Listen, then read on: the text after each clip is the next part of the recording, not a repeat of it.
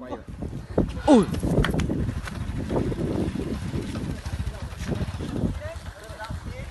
Nhiều mình vô đâu mất mẹ rồi. Con rồi đấy. Mất mẹ rồi.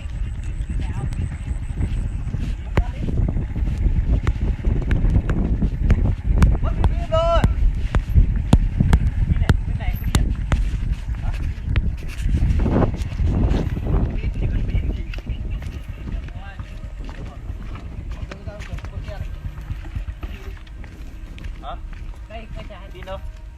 À, chạy hả? Ừ, rồi. Wow. Đừng ai phải ấy dọc ra. Để sao lại như này. Xem chậm đã khổ. Mẹ phải to mới hết. Chưa ai xem à? Thắng thì. Đợt này quay ít rất hiện ít người xem nhé. Nó không hiện hay sao? Không hiện. Không ai xem chứ. Bây giờ nó không hiện mấy rồi.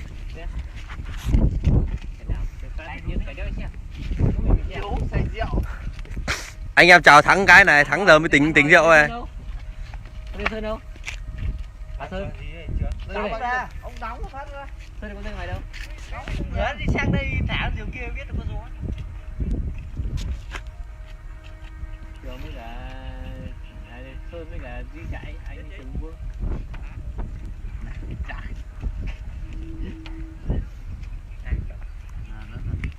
Đi con diều này Chưa có giờ chạy với Duy thì khả năng nhau mình đi cân hết.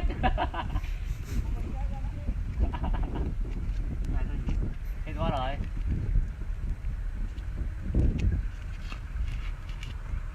Duy là giao mình nhiệm vụ ở đây tí thì che lên không đi là hát chửi.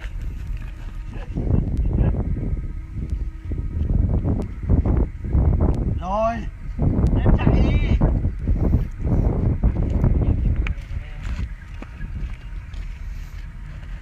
Con nhá về kia kia nó không đâu.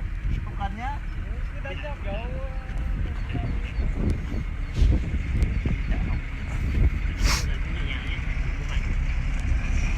quay cả ra chạy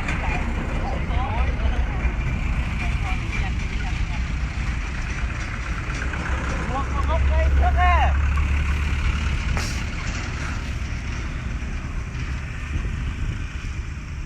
Không gần nhắm chiến này nhỉ? À nếu gần. Không.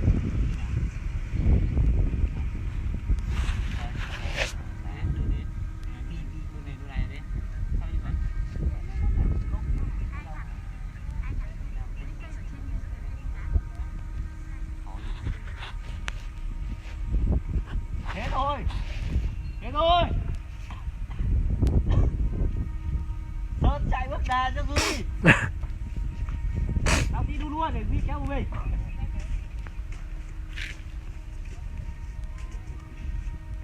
Con này chưa lưỡi được.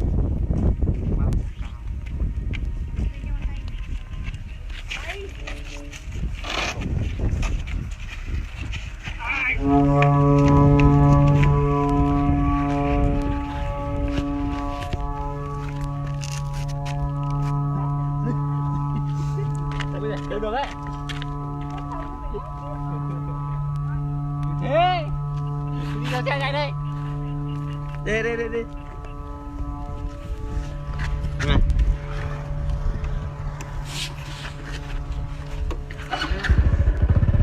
Đúng điều. Ai đi bộ? À.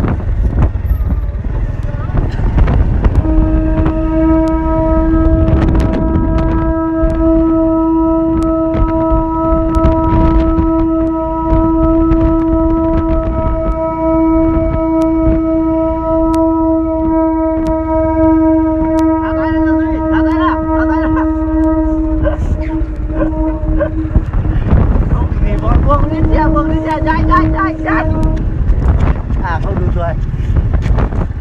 Không đủ tuổi hả? Chắc Sơn bỏ ra. Sơn bỏ ra. Không thấy được. Chỗ này khô nước sợ. Và cái gì? Ô, nó lại ngon. Nó đẹp luôn. Bắn nốt. Bắn thế chứ. Cất rồi, cất rồi. Tôi thả nó mở tính ra kia buộc rồi.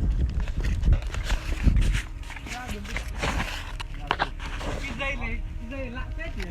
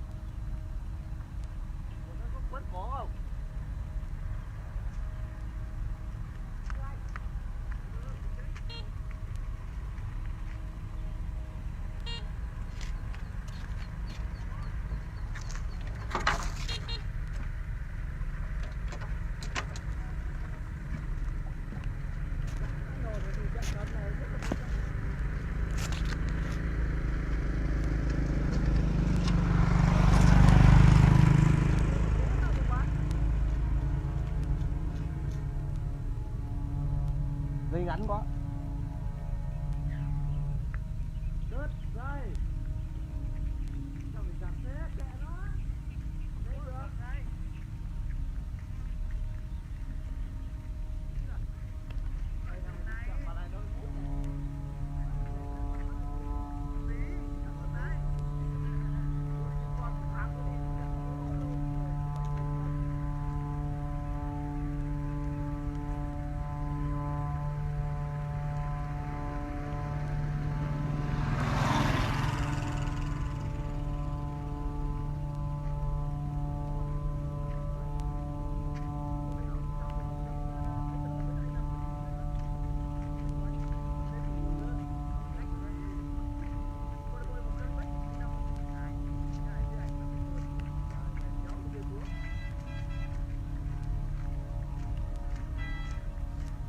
Con đéo nào đi qua con phết nhỉ?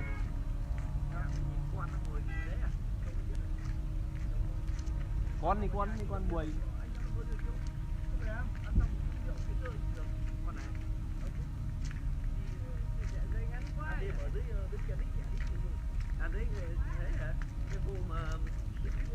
Nó dừng ở đường không đâm rồi đấy hả?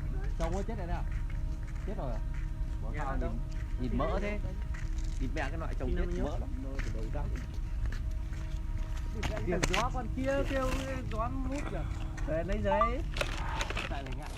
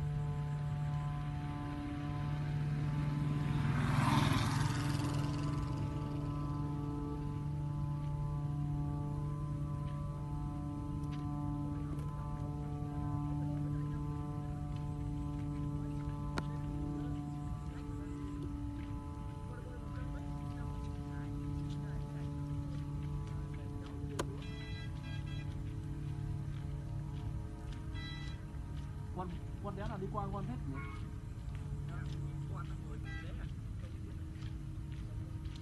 Con đi con buổi.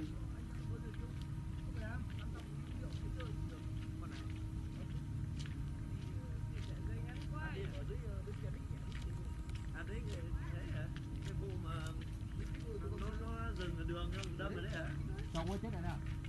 Chết rồi à? Sao nhìn mỡ thế? Thịt mẹ cái loại trồng chết mỡ lắm. Kìa gió con kia kìa, gió.